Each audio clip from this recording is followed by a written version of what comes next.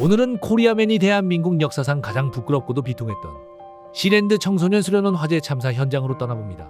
그날 밤 도대체 왜 콘크리트가 아닌 컨테이너 박스에 아이들을 재웠을까요? 불이 났을 때 도대체 선생님들은 어디서 무엇을 하고 있었을까요? 그리고 27년이 지난 지금 그 참사의 현장은 어떻게 변해 있을까요? 우주자생 슈트와 타임머신을 타고 과거 1999년 6월 29일 경기도 화성군 서신면으로 온 코리아맨과 공신입니다. 맑은 바닷바람이 불고 아이들의 웃음소리가 잦아든 고요한 밤입니다. 하지만 절대 과거에 개입할 수 없는 관찰자 룰이 있기에 투명 버튼을 이용해 그날의 일을 지켜보겠습니다. 시랜드 청소년 수련원 화재 재구성 이야기 5가지입니다. 첫째, 사건 발생 전 서해안의 아름다운 갯벌이 보이는 시랜드 청소년 수련원. 서울, 경기 지역의 유치원과 초등학교에서 온 497명의 아이들이 이곳에 모였습니다. 특히 3층 301호에는 소망유치원 햇님반 아이들이 곤히 잠들어 있었습니다. 부모님 품을 떠나 처음으로 친구들과 하룻밤을 자는 날, 아이들은 얼마나 설렜을까요?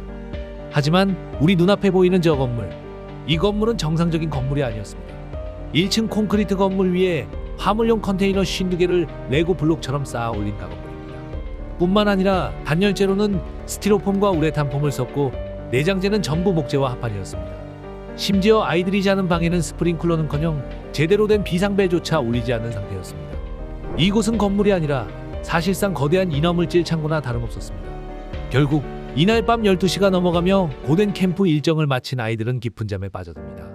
이때까지만 해도 이 좁은 컨테이너 박스에 엄청난 일이 생길 거라곤 그 누구도 상상하지 못했습니다. 둘째, 불꽃의 시작. 새벽 1시 30분경 3층 301호에서 미세한 연기가 피어오르기 시작합니다. 모기향 불이 옆에 있던 옷가지나 종이에 옮겨 붙었다고 하지만 누전에 의한 화재 가능성을 강력히 제기되기도 했습니다. 원인이 무엇이든 중요한 건 그 다음입니다. 일반적인 콘크리트 건물이었다면 불이 번지는데 시간이 걸렸을 겁니다. 문제는 이곳은 샌드위치 패널과 스티로폼입니다. 불이 붙는 순간 순식간에 펑하는 소리와 함께 유독가스가 폭발적으로 뿜어져 나옵니다. 이때 옆방에 있던 태권도 관장님이 타는 냄새를 맡고 뛰쳐나왔을 때 이미 3층 복도는 앞이 보이지 않을 만큼 시커먼 연기로 가득 찼습니다. 관장님이 소화기 핀을 뽑고 뿌렸지만 작동조차 제대로 되지 않았습니다. 불길은 걷잡을 수 없이 301호에서 302호로 그리고 3층 전체로 미친 듯이 번져나갔습니다. 화재 발생 단 20분 만에 건물 전체가 화염에 휩싸이기 시작했습니다. 셋째, 사라진 어른들. 불이 났을 때 아이들을 대피시켜야 할 담임 선생님들은 도대체 어디 있었을까요? 안타깝게도 301호 햇님반 아이들이 잠든 방 안에는 단 한 명의 어른도 없었습니다. 일부 교사들은 아이들을 재운 뒤 밖으로 나가 삼겹살에 소주를 마시며 회식을 하고 있었습니다. 뿐만 아니라 다른 교사들은 314호 방에 모여 회의를 하거나 쉬고 있었다고 주장했지만 생존자들의 증언에 따르면 불이 났을 때 복도에서 아이들을 구조하는 선생님은 거의 보이지 않았습니다. 작고 어린 그 순수한 7살, 6살 아이들이 뭘 할 수 있었을까요? 매캐한 유독가스가 폐를 찌르고 시야는 암흑으로 변했습니다. 아이들은 본능적으로 출입문 쪽으로 기어갔지만 뜨거운 불길이 가로막았습니다. 만약 그 방 안에 선생님이 딱 한 명이라도 같이 자고 있었다면 적어도 창문을 깨거나 아이들을 안고 뛰쳐나올 수는 있었을 겁니다. 하지만 아이들은 그 무서운 어둠 속에서 어른들도 없이 서로를 끌어안은 채 그렇게 점점 의식을 잃어갔습니다. 넷째, 처참한 진실들. 소방차가 신고를 받고 출동했습니다. 하지만 현장까지 오는 길도 지옥이었습니다. 진입로는 비포장도로에 너무 좁아서 소방차가 들어오기 힘들었고 도착했을 때는 이미 새벽 2시가 넘었습니다. 더 나아가 도착해서도 상황은 절망적이었습니다. 샌드위치 패널 속 스티로폼은 물을 부려도 잘 꺼지지 않았고 오히려 유독가스를 뿜으며 폭발하듯 타올랐습니다. 심지어 고열을 견디지 못한 얇은 컨테이너 뼈대가 엿가락처럼 휘어집니다. 3층 건물이 와르르 무너져 내렸습니다. 소방대원들은 무너진 건물 잔해 밖에서 하염없이 물을 쏘아댈 수밖에 없었습니다. 결국 화재 발생 3시간이 지난 새벽 4시가 다 되어서야 가까스로 큰 불길이 잡혔습니다. 소방대원들이 아직 식지 않은 열기를 뚫고 301호가 있던 잔해 위로 진입한 시각은 새벽 4시 30분경. 그 베테랑 소방관들조차 자리에 주저앉고 말았습니다. 301호 방문 앞, 그곳에는 18명의 아이들이 서로 뒤엉킨 채 발견되었습니다. 얼마나 무서웠는지, 얼마나 나가고 싶었는지 아이들은 문 앞까지 기어와 서로를 꼭 끌어안고 있었습니다. 또한 신원 확인조차 불가능할 정도로 훼손이 심했습니다. 이때 딸을 찾으러 온 한 아버지는 무너져 내리는 가슴을 부여잡고 아이들을 확인했습니다. 그리고 딸의 다리에 붙어있던 세일러문 스티커를 보고서야 그 작은 아이가 자신의 딸임을 알아봤습니다. 이 화재로 유치원생 19명을 포함해 총 23명이 목숨을 잃었습니다. 그중 18명이 소망유치원 햇님반 아이들이었습니다. 결국 한반이 통째로 그렇게 사라져버린 겁니다. 다섯째, 솜방망이 처벌. 사건 이후 밝혀진 진실은 더욱 추악했습니다. 이 건물은 애초에 허가가 날 수 없는 불법 건축물이었습니다. 화성군청 공무원들은 뇌물을 받고 불법을 눈감아줬고, 건축주는 돈을 아끼려고 아이들의 생명을 담보로 샌드위치 패널을 썼습니다.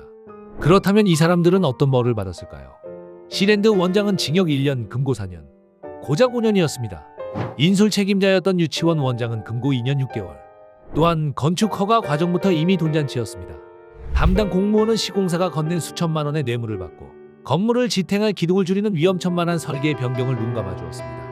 하지만 참사 직후 열린 재판에서 그들이 받은 것은 고작 집행유예였습니다. 관행이었다는 변명 앞에 법의 심판은 무기력했습니다. 천사 같았던 23명의 목숨값이 고작 이 정도였습니다. 뿐만 아니라 아이를 잃은 슬픔을 견디지 못한 필드하키 금메달리스트 김 씨는 모든 메달과 훈장을 반납하고 내 조국이 내 아들을 죽였다는 말을 남긴 채 한국을 떠나 이민을 갔습니다. 그리고 더 충격적인 사실이 있습니다. 지금 2026년 그 참사의 현장은 어떻게 되었을까요? 놀랍게도 그 시랜드 부지 바로 옆에는 야자수 마을이라는 유명한 대형 카페가 운영 중입니다. 인스타 핫플로도 알려진 이곳. 알고 보니 이 카페의 운영자는 당시 시랜드 원장의 가족들이었습니다. 심지어 참사가 일어났던 그 땅을 주차장으로 불법 사용하고 있었다는 사실이 밝혀졌습니다.